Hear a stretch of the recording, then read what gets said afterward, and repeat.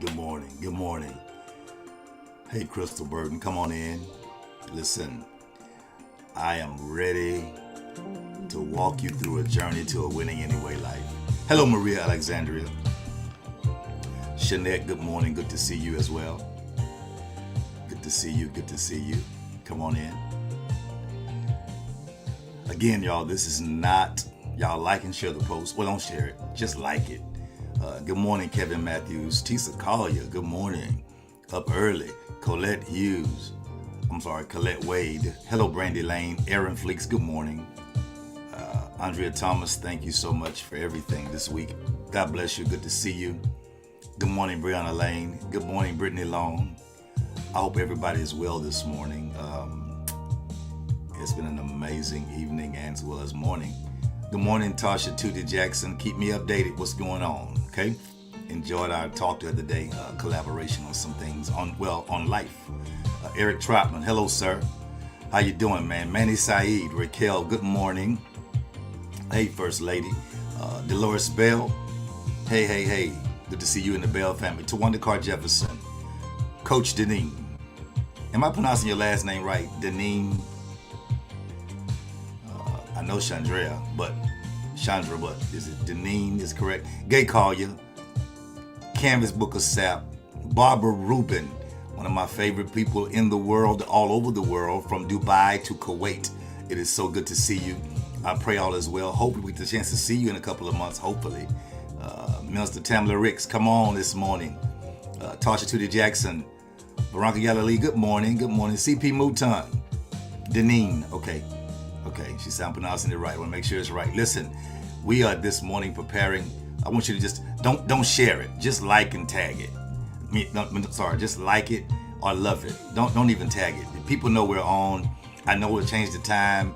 They get the notifications. Don't even this morning. This is for you. This is for those of you who have been looking for something. We're going to talk this morning if you let me. I am into where I am because I'm about to start. I was going to start early. I'm sorry. I'm going to wait. Good morning. I want to thank all of you who took the time to celebrate First Lady. To some of you just hurt your beautician. To some of you just, some people were inboxing her. It's funny, y'all. People are funny. People who love to talk about respect and honor hit her and say, happy birthday, Tara. It was so funny because they know if somebody called them by their first name without their handle and what they work for and their degrees, they would lose their mind. But guess what? She's still just Tara, and it was an amazing day. And that doesn't take away from it. I just know the people, you've been through hell and high water, and then they tell you, no offense, I just like the respect. That's foolishness. Anyway, it was a wonderful day, wonderful evening. Good morning, Chandria. Good morning, Cause Divine. Good to see you. I hope you guys are really ready for what's going to happen this morning. I want to talk, okay? We're at like 30 people, so I'm really ready to go. I have like another minute and a half because I did say 7:30. And so I want you to really just be ready to have some fun this morning. I'm not going to preach to you. I do want to coach you. Hello, Fletcher, on this journey to a winning anyway life. For those of you who took the time to get up, listen. Tiffany Mills Townsend, how you doing? Good to see you. Tiffany Townsend. You gotta skip the other part. Geraldine Wiley Shelvin, good morning. The coach is here. And so it's been a wonderful evening. I thank you. It doesn't end. There's some things for tonight. And then there's church tomorrow. Well, that's breakfast in the morning. Then there's church tomorrow. We have church. And I think that's something after church. And then Sunday we have early brunch breakfast. And then Sunday evening. Something else Sunday evening. And so I know I'll be tired, but hey, she's well worth it. I've enjoyed, her photo shoot. She's like, people are like, who did the photos? I did. It's just something I do fun. I don't know how to do that professionally and all that, but everything you've seen on my posts, on my pictures, all that's me. And then I did it for her, and so she was just so, I did it so much until she got tired of changing clothes, and so it was an amazing. I thank you for helping somebody else to feel loved, cared for, honored, cherished, And I pray a hundredfold blessing that the Lord return it back to you the same exact way. And even more, that God would do more. God gave me a revelation about something on her birthday. I told her and she was like, oh. And so I don't know when God's going to allow it to happen, but we're going to do it. Amen. Okay, let's get into the lesson this morning. Hey, Roy Salesman, I want to talk about the truth the truth about adversity and winning. The truth about adversity and winning. Okay, I'm gonna be real prophetic, but I'm gonna be very calm. Can y'all hear me clearly? Can you hear me clearly, Roy? Or am I a little low? I'll turn it up if I have to. The truth about adversity is you got to understand, and we're ready to get started right now. Yes, I came to encourage you and tell you, whenever you're having adversity all over your life, there's two things you have to do. You have to look within and then look outside of you. First Lady says she's forever grateful. You have to look inside of you and outside of you. Thank you, Brianna. You have to look inside of you and look outside of you. Okay? You have to, literally, you have to look inside of you. Am I having this adversity because I have something that I've not settled inside of me? Hello, Yamika Matthews, Greta Cook, how you doing? Is something inside of me that I've not settled that's keeping me from dealing with the winning me and not the person that keeps losing and keeps being frustrated? How do I always enter this path after I've been given a testimony or given a prophetic word, or I'm on the path to greatness and I can see it, and yet and still I block myself from having that winning experience in the midst of adversity? You know why? It's because we focus more on the adversity than where we really are. Are y'all with me? Okay. And so I came to tell you that, look, whenever you're having adversity, you're closer than you think. You only have adversity when you get close. When you think about it, no adversity. When you first start out, no adversity. Talk about it in your brain, no adversity. It's when you start surrounding yourself with the things that you need to produce more. Hello, Tarika Hood. Produce more and go forward. Then you start having adversity. Adversity, it will change your life if you let it. If you let it. Because the goal of adversity, oh my God, it's so much. The goal of adversity, there are a few goals to adversity, okay? There are a few goals. One of the goals is to get you to quit. That's the normal goal. Dolores Bell, the goal is to get you to quit, okay? It's to get you to quit. If adversity can get you to quit, then it's going to be a problem, because that means you never really had fullness of heart or preparation anyway. So the goal is to get you to quit. The other goal of adversity, it comes to show you where you are in the process so that you may be able to adjust in the process. So winning becomes inevitable. Remember this, even when you quit, it has some rewards with it. Y'all ready? I'm coming. Even when you quit, quitting has reward. People say, if there are no rewards to quitting, that's not the truth. The truth is, quitting also has rewards. Well, what do you get for quitting? Let me give you the rewards of quitting. You can decide if you really want to quit. When you quit, you get inner regret. You regret inside of you the things you've given to it, or the things that you've taken away from it that you don't get to benefit from. Here's a reward of quitting: inner regret. Here's a reward of quitting: shame.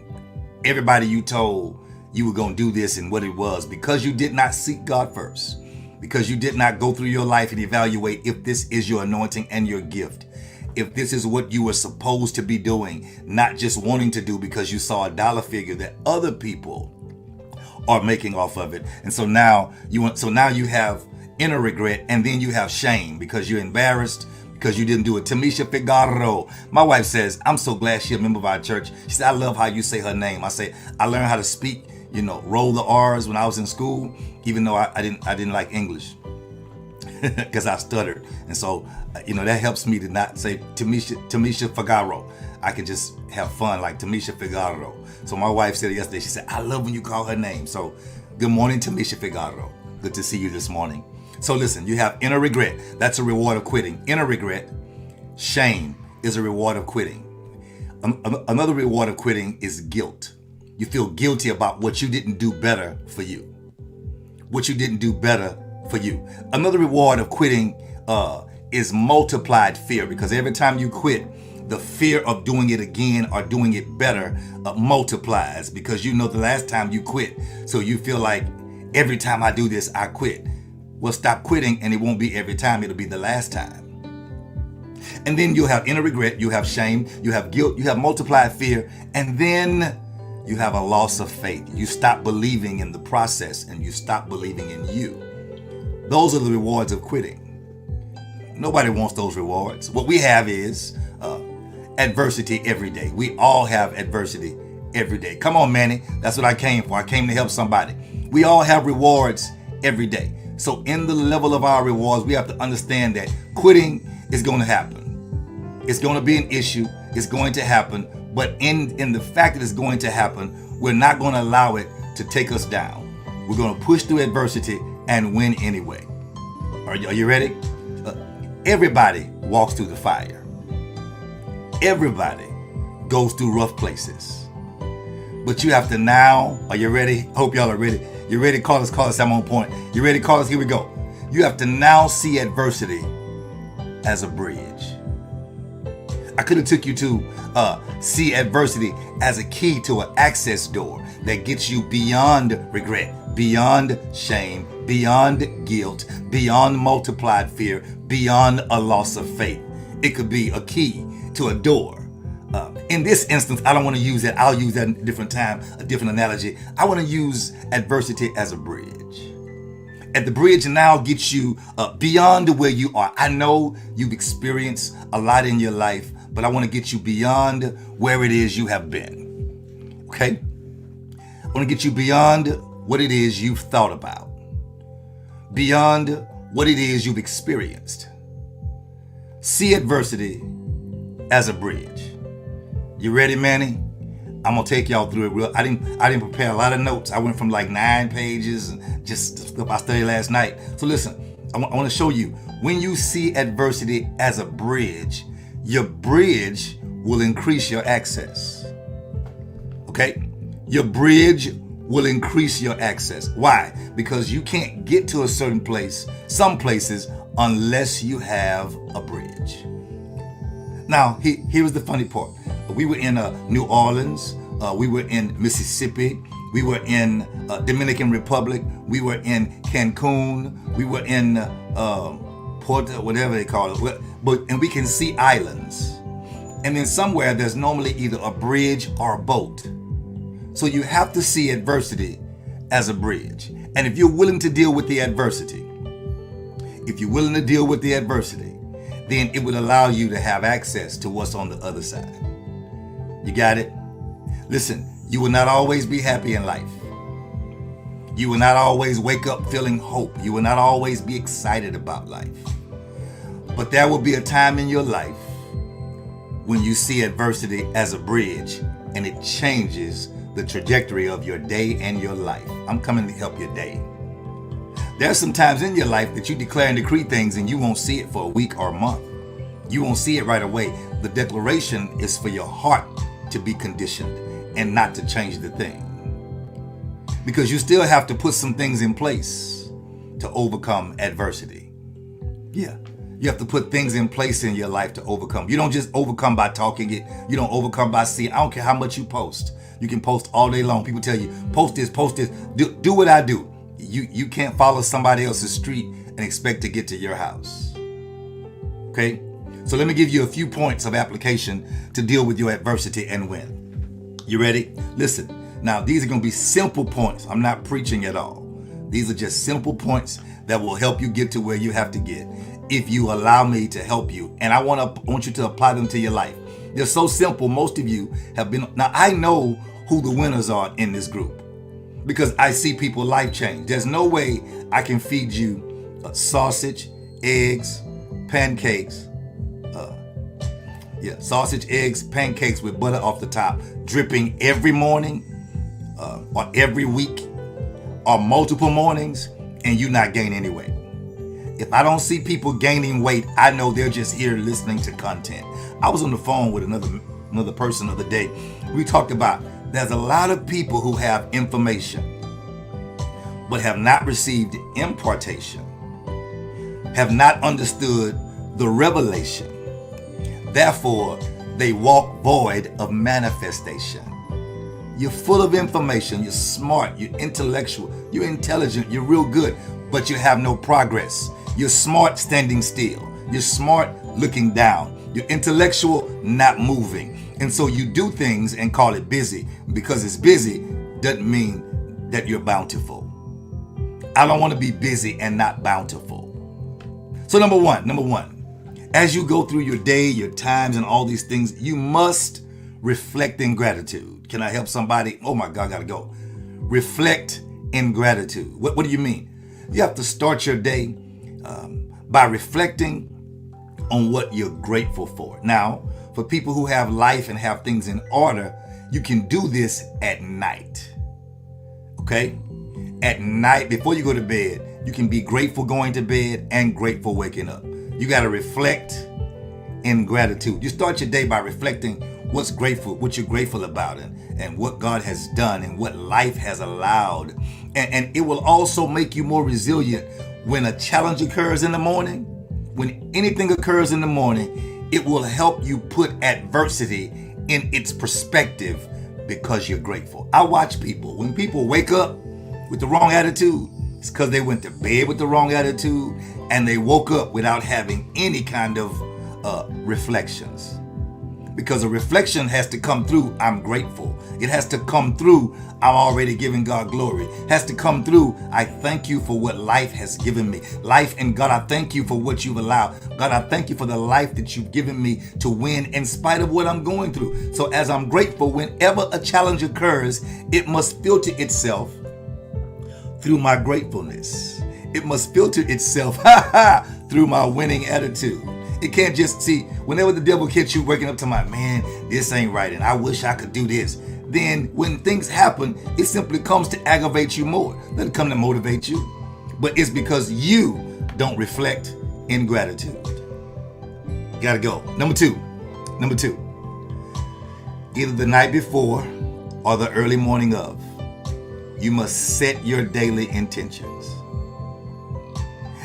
If it happens in the evening, whatever the quietest point of your day, before you get fires to put out, you must set your daily intentions. You set your intentions so you can determine what happens in your day and where and why and when it will happen. Because whatever happens in your life, you've given it permission to be in your life. Excuse me. Just because it happens around you doesn't mean it's happening to you. I'll prove it. You're on the freeway, car's on fire. The smoke is coming your way and you're in traffic.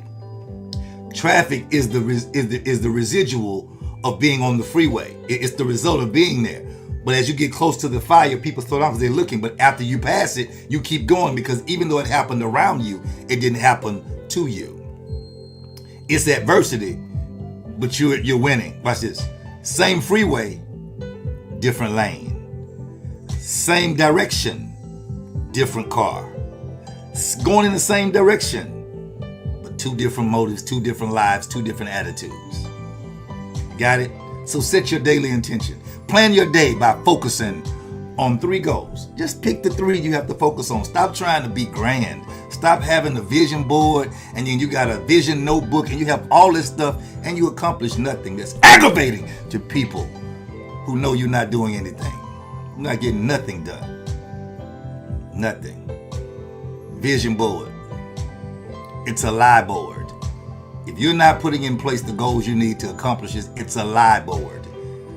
That's what it is. Your journal is full of garbage if it's not allowing you to execute what it is. Set your daily intentions. Focus on 3 goals that you want to accomplish for the next day. If that's too much for you, plan 1 goal a day you want to accomplish. Plan intentionally, and you will accomplish your goal. You ready?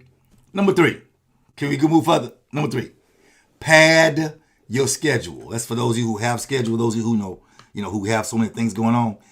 Pad your schedule. What do you mean pad your schedule? Some of you like having a schedule.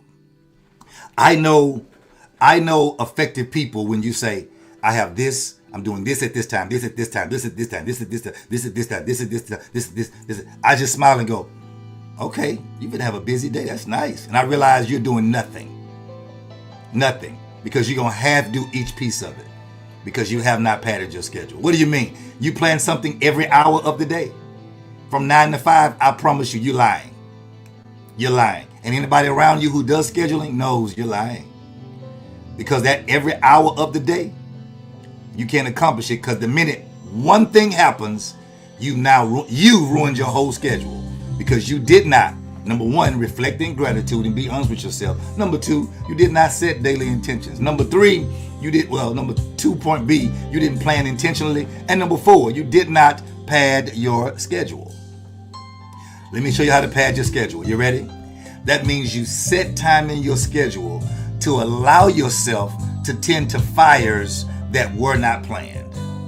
Things that were not planned. And to tend to fires does not mean making a fight. Come on, it's the schedule block for me. Blocking schedule is key. Come on, that's it. You must block it. Listen, let me tell you why.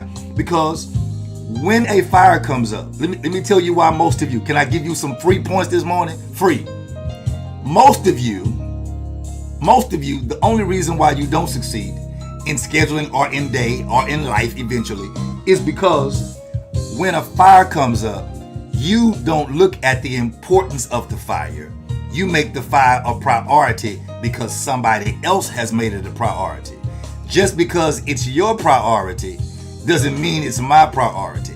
It may be of importance to me, but it's your priority. So what I will do is I will put that in my schedule in my place of importance, because I already have my priorities planned for my day. So if it becomes a fire, now I take the time to position the fire where it belongs. Can I help somebody? I will put the fire in the coldest part of my day, so it will become a blessing to me while it's a fire for you. But I can't allow your fire to cause me to miss out on something, because I don't tend to things I've already planned, because you won't plan your day properly. So you pad your schedule, here I come, to give you a better chance of balancing your day. You can see the wonderful thing. I have something at this time. I have something at this time. I have something at this time. People say, well, you got all that space in between. No, that's the space where I reset myself so I can give my best self to each of the pieces that I've planned for my best self, my winning self. I'm planning myself to get this together. So if I do have time, I can either extend what I planned, or if something happens, I've already made time for it, because that's how my schedule. Busy people are just busy. When you see them running, you have time, walk with me. Something's gonna go wrong, and they're gonna say, well, I was busy. I was busy doing this, busy doing that, because they don't have time. Can I move further? Some people are so busy, they don't even on here this morning. They get on and say hello and then leave. It doesn't bother me. Again, I know who's bulking up, because in a minute when the shift happens, oh my God. So let me give you one that's very simple. I have a simple one for you. That's it, called, you can't let someone's urgency become your emergency. My God, you said a word. Let me give you the next one. I got to give you one. You ready? Hydrate yourself. What? Hydrate yourself. Go with it, coach. Go get it. Go get it. Go get it. Whatever it is, go get it. Hydrate yourself. Why? Let me tell you why. Most of you think and talk, but you don't listen or apply. Let me help you.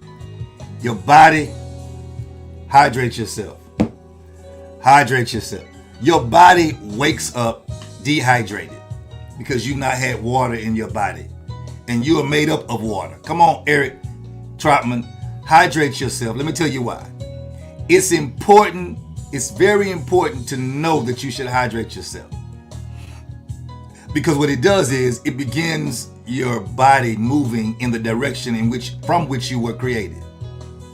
Also, when you fully hydrate yourself, it will flush toxins out of your system. I'm going somewhere.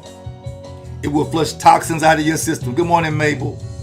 Which will leave you less hungry because you don't have toxins begging you to eat. You don't have sugar begging you to eat. You don't have salt begging you to eat. You flush your system by hydrating yourself. Here I'm coming. It will also reduce headaches throughout your day. Let me show you why. You have salt in your body, you have seasoning in your body, or you have sugar in your body, and now you're trying to engage all of you into a problem, into a situation. As you're engaging your intentional goals of your day, you're pushing yourself, and then when you get a break to pad yourself in between, you're just worn out because now you're not hydrated. You're feeding off of sugar or you're feeding off of salt, and so now your body has become that thing. And so you have to hydrate yourself to flush toxins out. Can I be a little strange? You have to hydrate your relationships. Relationships should be hydration for you. They should be swimming pools for you. Your relationships, I'm going a whole different direction. What am I doing? Your relationships should be the beach. Some relationships are water. Some are just water for you. They're only good for a moment. And then there are some relationships that are swimming pools for you. They're good for you as long as you can tolerate it. You got it? As long as you can tolerate the water and stay in there, you're good. You're good. And then some relationships are beaches for you. What do you mean? It's worth you paying to get to. It's worth you going through to get to. Why? Why? Because when you finally get there, everything you need, you know, is there at that beach. The butler is there, you know, your glass is there, your food is there, the sun is there, and then the ocean is there with unlimited hydration for whatever you need, for your pores, for your body, for your skin. Your relationship should be the same way. People who can no longer hydrate you are people who are drying you out. They're draining you. And then once you have no hydration, what sets up in your body is toxins. Told you I get tongue tied. It's toxins. Let's keep moving. So hydrate yourself. So what do you mean? I mean, don't force it. Just allow the flow and move freely in life, y'all. I'm at 27. I gotta go. See, we've all made mistakes in life. We've all had mistakes. We've all made grave mistakes. But admitting the mistake quickly allows you to pull the lesson from the adversity. Admitting the mistake real quick would allow you to pull the lesson from the adversity. Yeah. But when you don't, what it does is the adversity and the mistake takes root. And now you become a product of your mistake. No longer are you pushing toward the winning situation. You're now a product of every mistake you make because it now has root. And so what you don't understand is that it's giving off seeds. The seeds, and then now it's giving off fruit. It's budding. Because the world that you're in is decided by the choices you make. By the choices you make. By the choices you make. You got it? The world that you're in is decided by the choices you make. They're also decided by the choices you magnify. Why would you say that? Because many of us don't live our own lives. Many of us live our lives magnifying what somebody else does. I want what they have. I want to do what they're doing. I want to feel what they're feeling. And if I can't, then I'm frustrated now with my own life because of what somebody else has. See, you have not yet found out who you really are. That's why branding is important. That's our coaching for Monday night. That's at 7 p.m. Here's a plug. 7 p.m. from 7 to about 9, branding you. Answering all questions, pushing you through to help you brand you. Why? Because you have to change your feelings. You can change your feelings. You can change your feelings through focus. What you focus on, what you magnify, will mess your life up or will bless your life up. Yeah, people who are blessed are to be an encouragement to you. If you're not careful, when you begin to look at your life and say, they're like this and they're like that, and I'm mad with my life, you're now telling God, I'm not happy with what you're giving me. And so now, technically, if you're very careful, you're not careful, you will literally be hating on the people that you're smiling at because they're getting it done and you're not getting it done. I'm just mad at me. No, there is a silent killer under that. It's pride. You're really mad because they did it. Now, you may be mad at you, but you don't like them because it didn't happen for you. It's the seed the devil plants. That's where it begins. It starts right there. You can change your feelings through what you focus on. Watch this. You can change your feelings through music. Why? Because it's a God thing. You can change your feelings. Come on, let's be honest. You get in the car on a Saturday and you off work and your car is clean, you put on a certain kind of music. You're on the way to church, you put on a certain kind of music. You get a raise, you put on a certain kind of music. And what you have to do is you have to watch that. You have to watch your focus. You have to watch your music. Next, you can change your life through praise. Praising God will change you in the midst of a situation before you get in or out of it fully. Praise will allow you to act as if it's already done a certain way, and it will seal you beyond what it is. You have to watch your focus, because your focus will be a seed planted. Your music will be a seed planted, but your praise can break it off. Last but not least, you can change your feelings by changing the people you hang around. If every time you go around certain people, you leave, you feel a certain way, stop going around certain people. Stop blaming you. Let them take responsibility for who they are. And doesn't mean that they're a bad person. My car now that I drive takes a certain octane of gas. Okay. I would be crazy to put the lesser gas in my car, or even the other lesser, because it tells me this is what's required.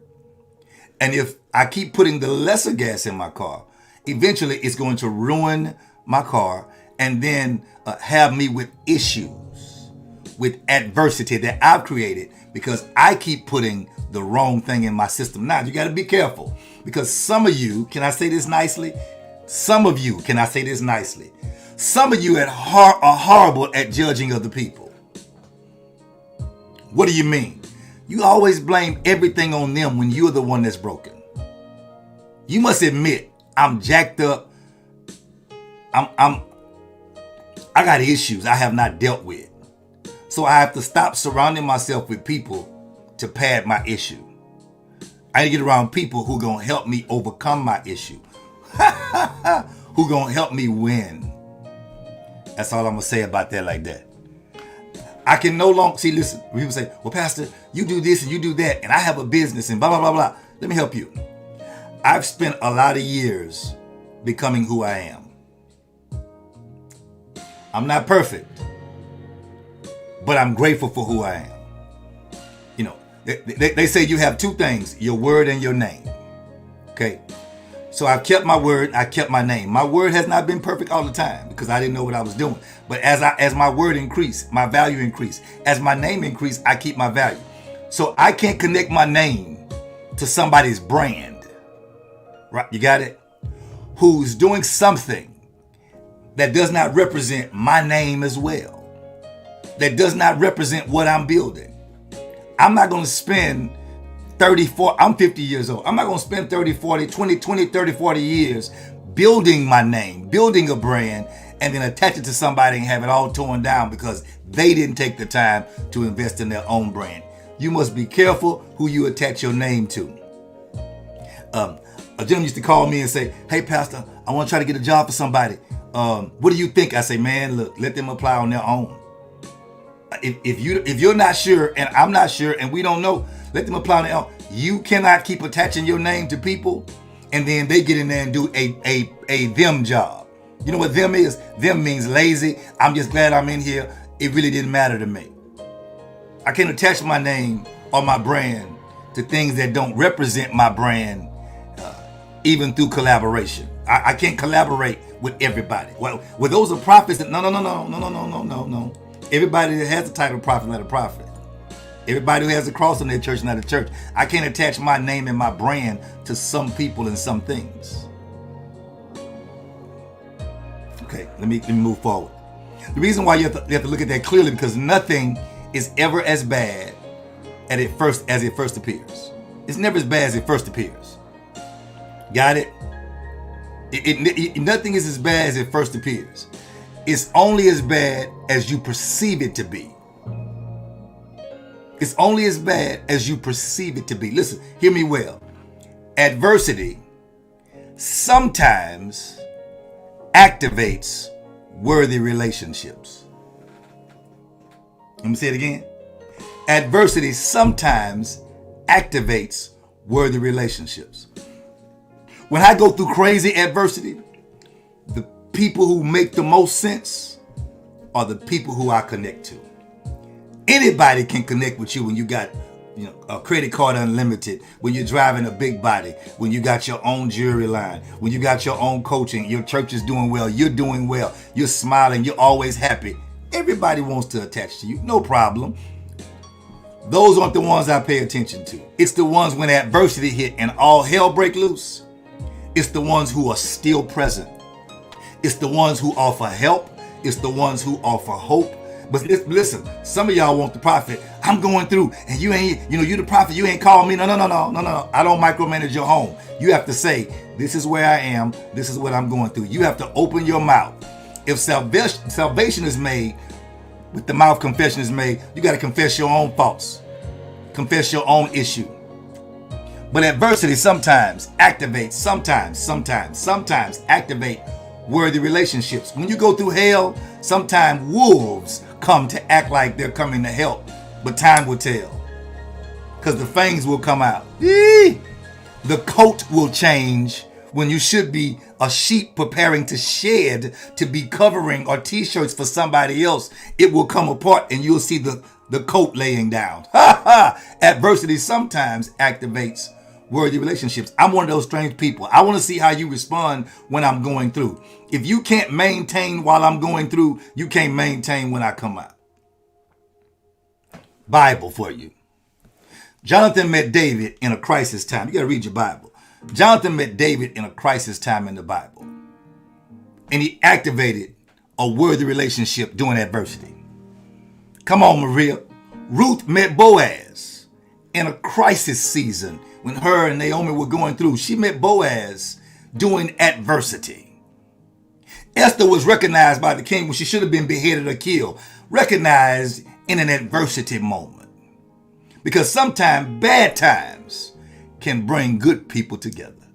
But remember, bad times can also expose who your enemies are. Because most times your enemies will come up when they think that you're the weakest. Yeah. I gotta go, y'all. Listen, because being weak does not mean that you're losing. Being weak does not mean that you're losing. It means me being weak means I have identified the area in my life that needs my attention. I gotta go. It means I've identified the area in my life that needs my attention. Me being weak is not something for you. Me being weak is an area of identification for me. Because once I've identified the area in my life that needs my attention, listen, my detailed attention.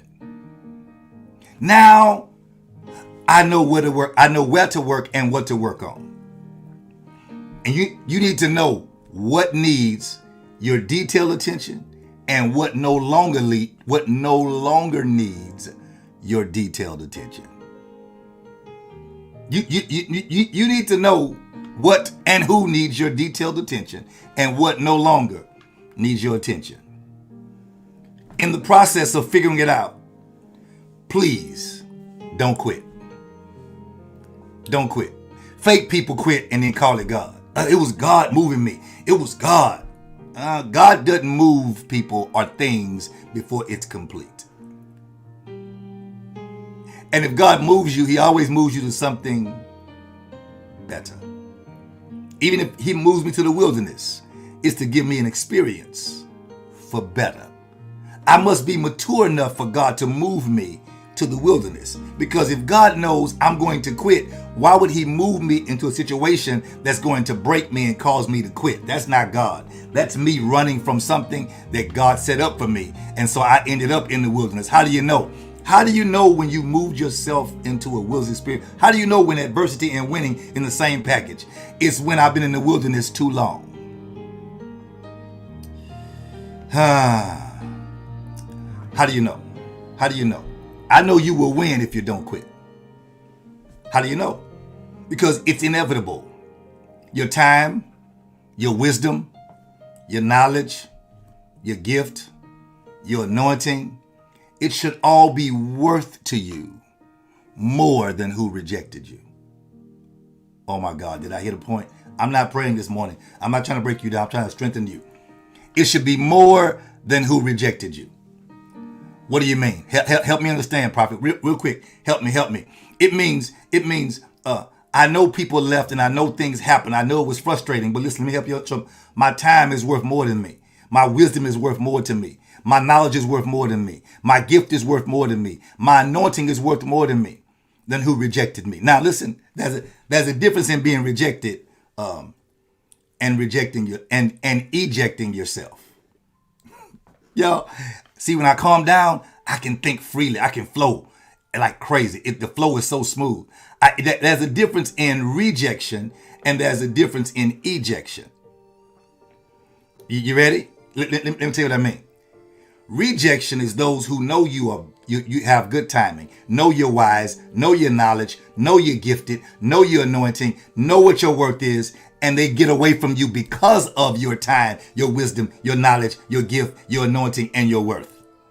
Because they're hating on you because the Satan has entered in. Now, I must quickly tell you what ejection is. When you're in an airplane, there's a thing next to your seat in a private airplane that tells you that if you're in an airplane and something's going to happen, you have a choice in the fighter jet to pull a button and it ejects you. It means you make the choice to propel yourself out of it. Make sure that you're not calling your personal ejection rejection. How would you know it? Because you end up in a worse place than you were in. Why would you eject, Roy? Why would you eject yourself from something and then you end up in the trees or a broke leg and the person takes the plane and lands it? Takes the plane and lands it. You go, wait a minute. They say, well, why did you eject? Well, I thought, oh, your feelings. You didn't have no faith. You didn't trust the fact that you don't even have a license to fly. You're flying on somebody else. And all of a sudden now you eject yourself because of your own fear. You eject yourself because you don't know what wisdom is. You eject yourself because you don't know what knowledge is. You eject yourself because you don't understand the gift that's in the seat in front of you. Listen, stop thinking like people who rejected you. See, people think, can I help somebody? My coaching team know this. I got to go, y'all. People think because I don't answer your call, I don't talk to you, I don't run when you say run, you rejecting me. No. I have a padded schedule as well. So I can't be available every time you want me because I'm more valuable than one. Especially if I'm giving you the wisdom on Friday mornings, I'm giving you the wisdom on Saturday, I'm giving it to you on Wednesday, and I call and talk to you. Then now you want private personal time to do what? To discuss something that you're not going to apply. No. We must move past that. Stop thinking like people who rejected you. What do you mean? Some of you don't understand the spirit that you've taken on by getting with certain people, and then all of a sudden now you're rejecting other people that they rejected. And the people that you are rejecting are life to you. And so they're not on life support yet. But you're on life support.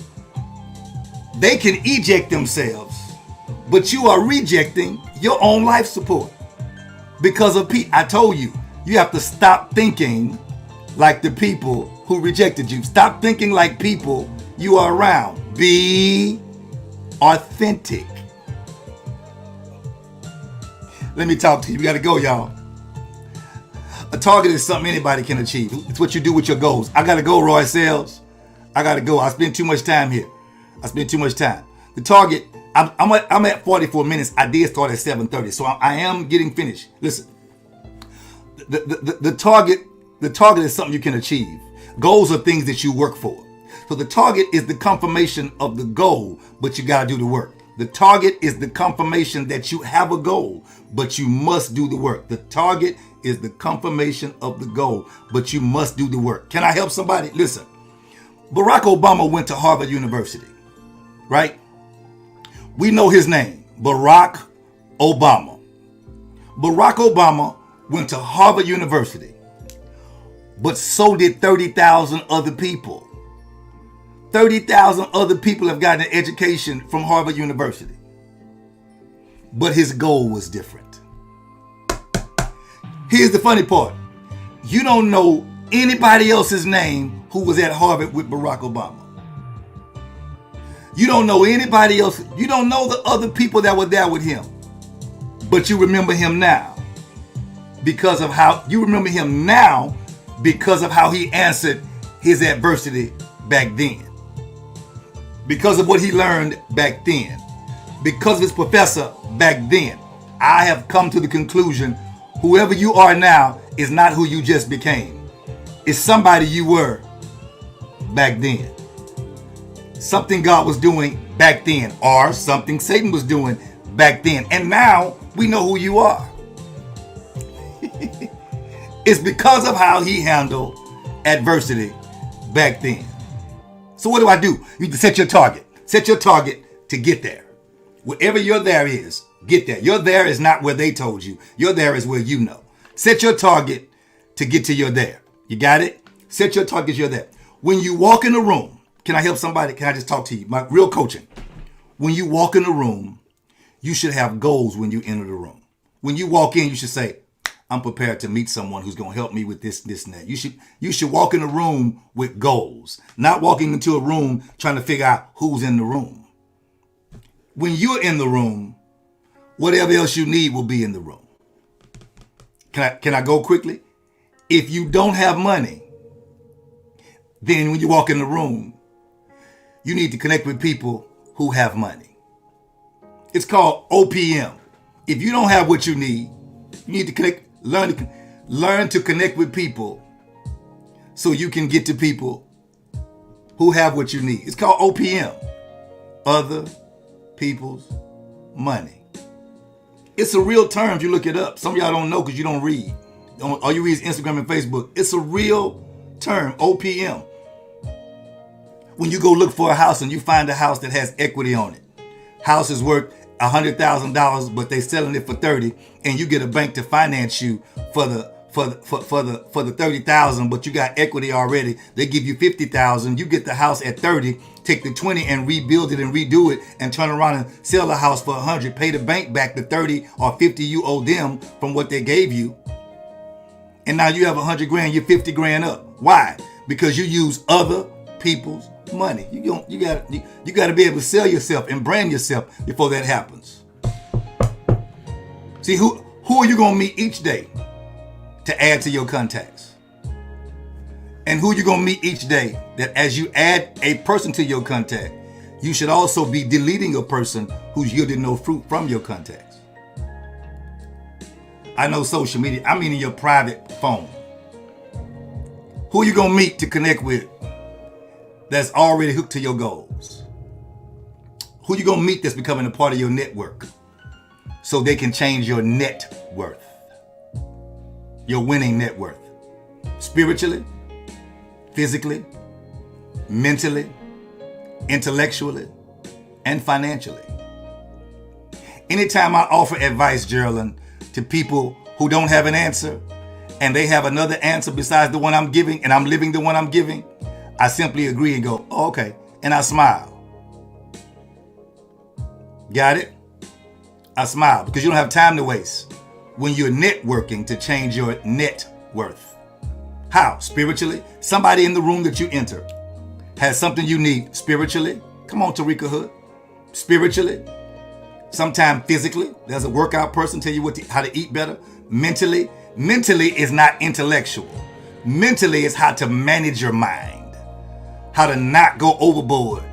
Intellectual is the information of your mind. See, y'all don't even know it's simple stuff. Mental is how I deal with the balance of my life. How I deal with adversity against winning, or winning versus adversity. That's my mental capacity. How do I balance my life daily?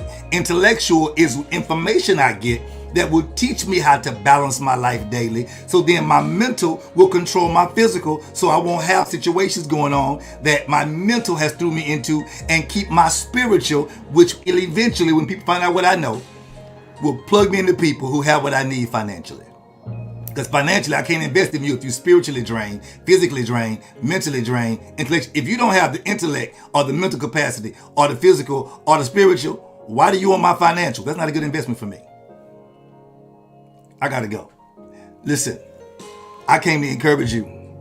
You can win no matter where you are if you're willing to do the work. I gotta go.